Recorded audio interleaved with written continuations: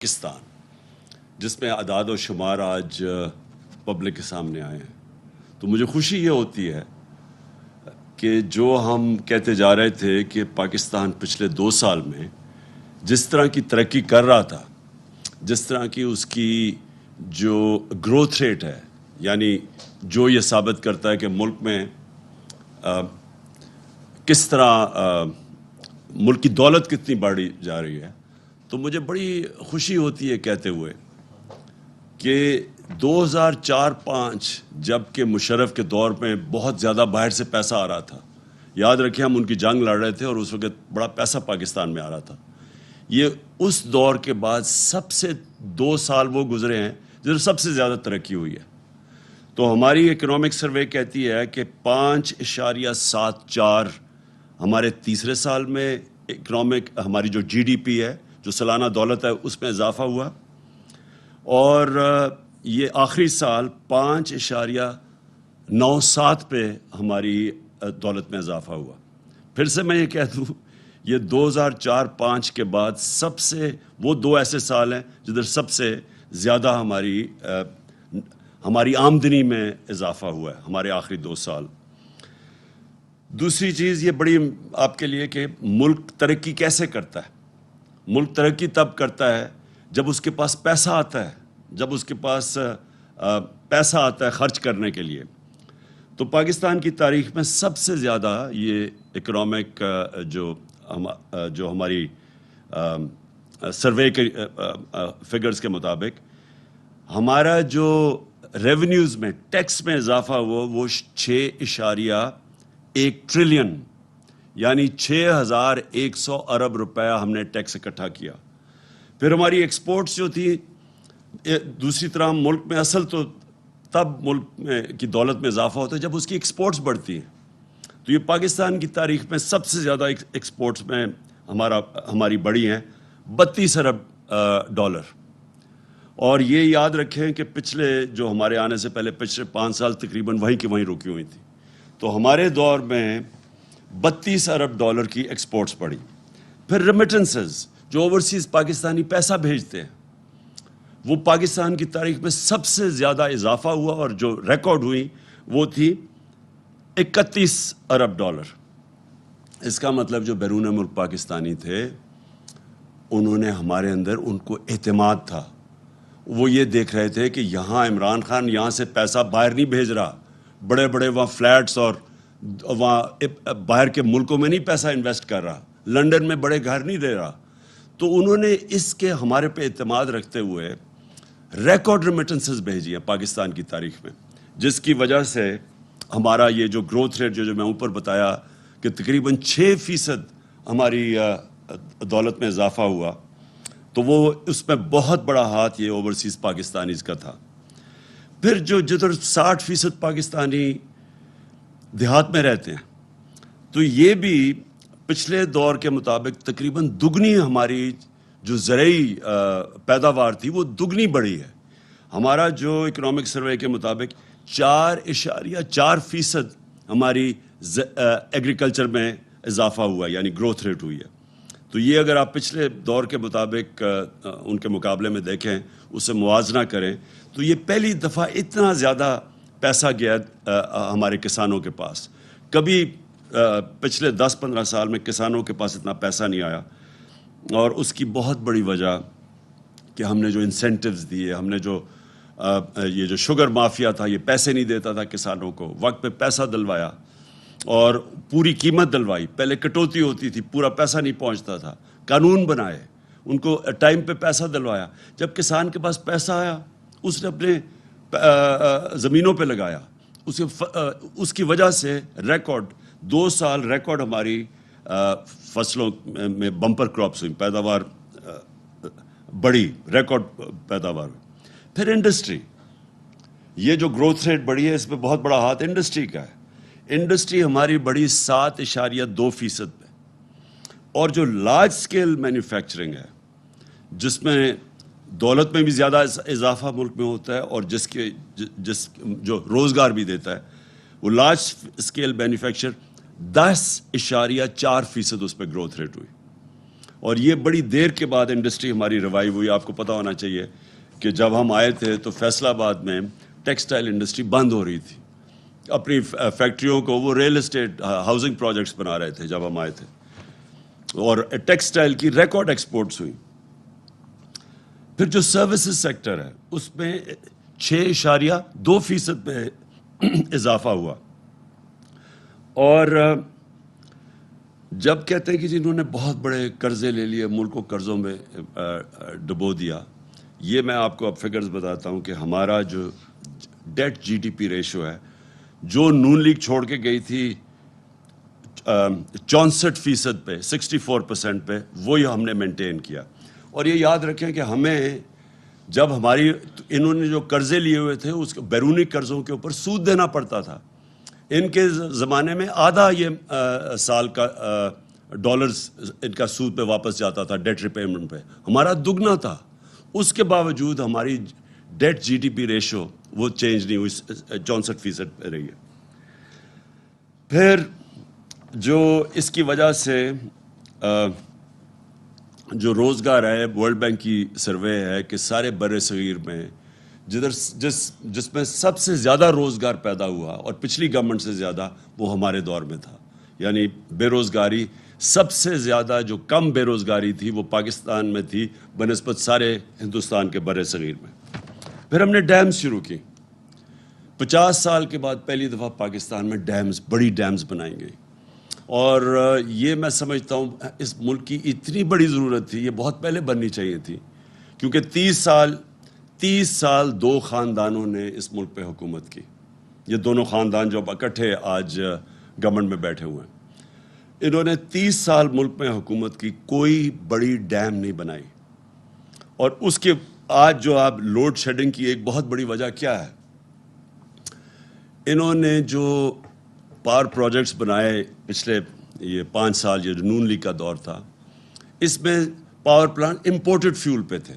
کوئلہ جو کہ باہر سے امپورٹ ہوتا تھا, ایل این جی باہر سے امپورٹ ہوتی تھی. تو جیسے وہاں کی قیمتیں اوپر گئی, بجلی کی بھی قیمت, اور جو باہر سے جب آپ کے زیادہ ڈالر باہر بھیجنے پڑے, اس کے اوپر فارن ایکسچینج میں بھی فرق پڑا. تو آج یہ نہیں ہے کہ بجلی نہیں ہے, یہ جو پچھلے انہوں نے خود پروجیکٹ جو کانٹریکٹ سائن کیے تھے اس کو بھی پوری بجلی نہیں دے رہے. اور اس لیے نہیں دے رہے کہ وہاں کوئی مسئلہ, کیپیسٹی ہے ان کی 25% پہ وہ آپریٹ کر رہے ہیں, اس لیے کہ ہمارے پاس پیسہ نہیں ہے اتنا. وہ جو کوئلے کے اوپر پاور پلانٹس ہیں ان کو, کیونکہ کوئلے کی قیمت اوپر چلی گئی ہے, پیسہ نہیں ہے, فارن ایکسچینج نہیں ہے کہ ان کو کوئلہ پورا امپورٹ کر سکے, جس کی وجہ سے آج لوڈ شیڈنگ ہے.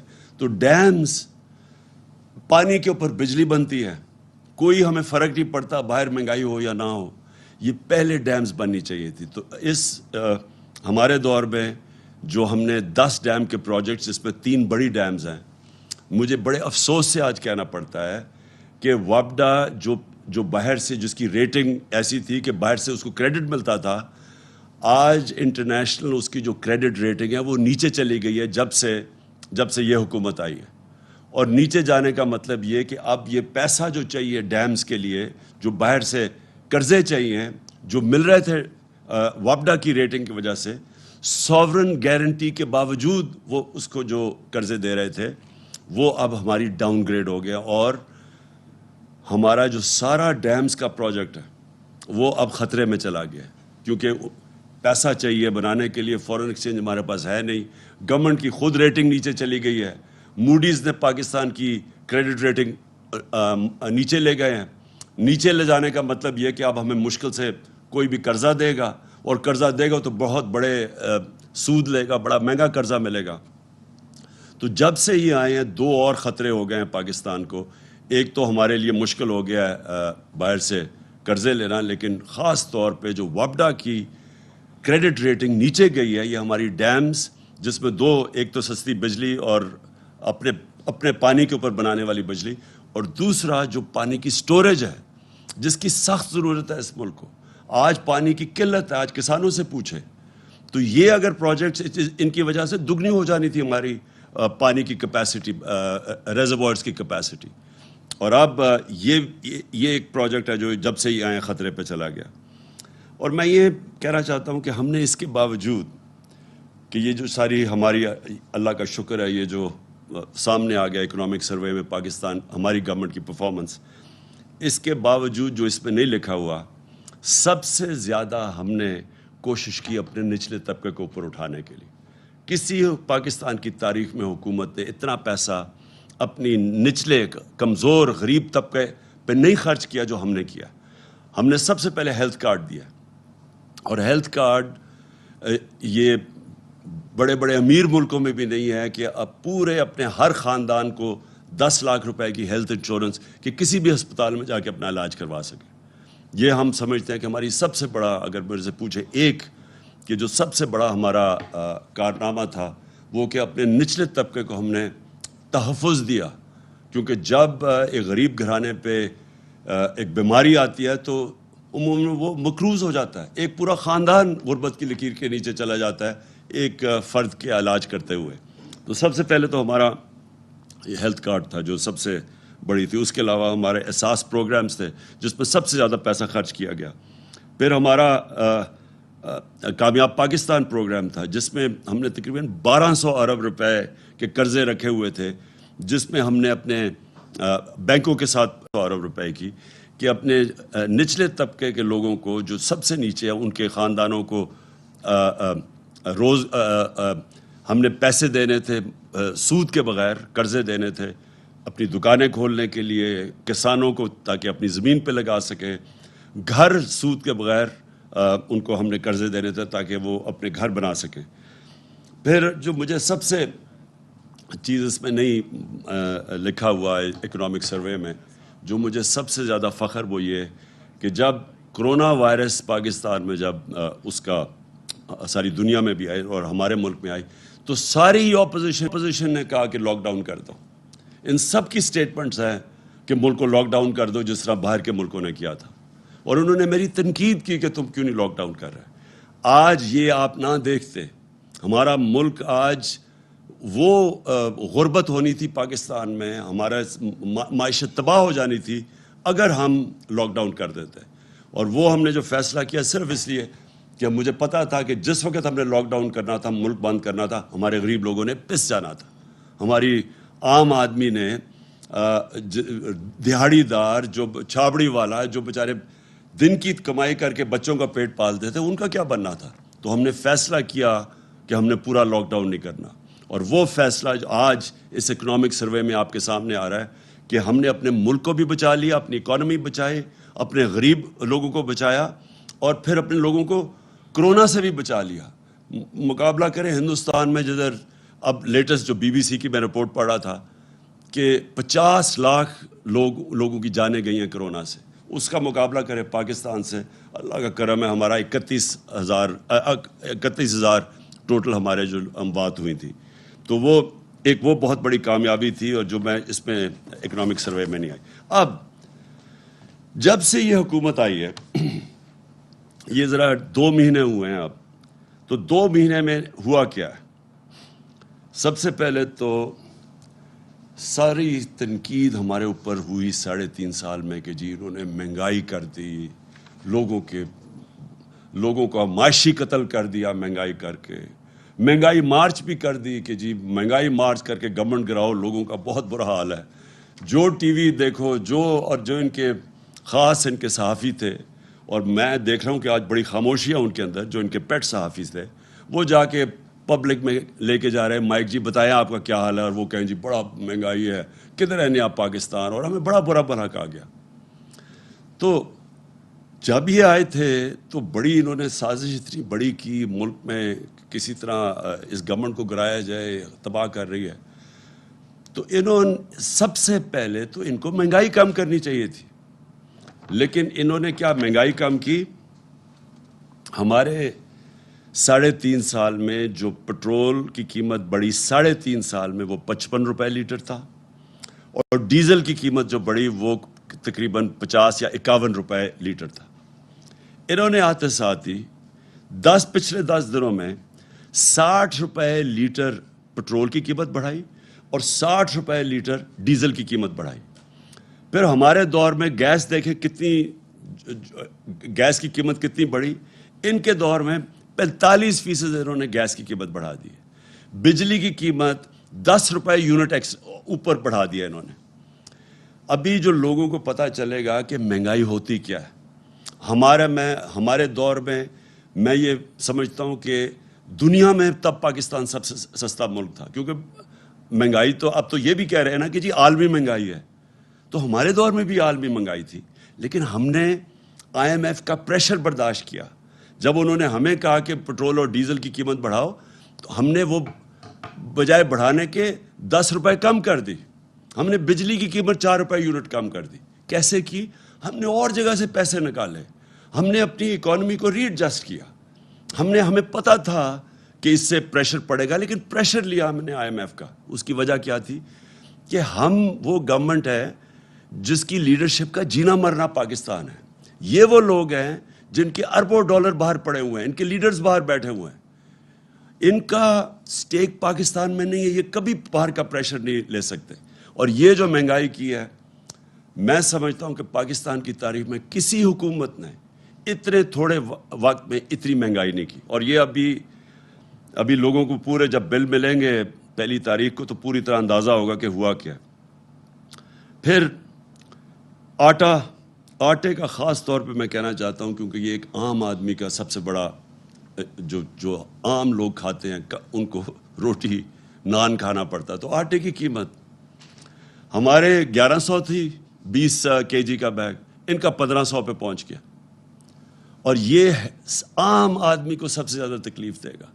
ابھی تھوڑی دیر میں مجھے تو خوف ہے کہ کیسے عام ایک گھرانہ اپنا پورا بجٹ پورا کرے گا۔ پھر جو ہمارے اوپر جو کہہ رہے تھے بہت بڑی مہنگائی ہے، ہم سمجھتے ہیں کہ ان کی مہنگائی ہمارے سے دگنی نہیں، اس سے بھی 3 گنا بھی زیادہ بڑھ جائے گی جو ہم دیکھ رہے ہیں۔ سود Super Saver Week is here. Get up. انہوں نے ابھی 15% پاکستان کا انٹرسٹ ریٹ کیا ہے۔ یہ جس طرح کی مہنگائی جا رہی ہے، یہ جائے گا 20% کے اوپر کم از کم، اور شاید اس سے بھی اوپر چلا جائے، جس سے انڈسٹری کو، بزنس کو بہت بری طرح متاثر ہوگا، جس سے روزگار متاثر ہوگا۔ سیمنٹ، میں صرف ایک کہنا چاہتا ہوں کیونکہ یہ بھی عام لوگ گھر بنانا چاہتے ہیں، 600 روپے بوری سے 1000 روپے بوری پہ پہنچ گیا سیمنٹ۔ اس کا مطلب ساری کنسٹرکشن انڈسٹری کو افیکٹ ہو گیا، اور اس سے ساری جو روزگار دیتی ہے کنسٹرکشن انڈسٹری وہ نیچے آ گئی ہے۔ پھر ہمارا جو ایکسچینج ریٹ ہے روپیہ، وہ 202 روپے پہ، ڈالر جو ہے وہ 202 روپے پہ پہنچ گیا۔ اس کے بھی ابھی آگے اثرات آنے والے ہیں، کیونکہ اس کا مطلب جو بھی چیزیں باہر سے امپورٹ کریں گے وہ مہنگی ہوں گی۔ پھر میں اسٹاک ایکسچینج 3500 پوائنٹس نیچے چلا گیا ہے۔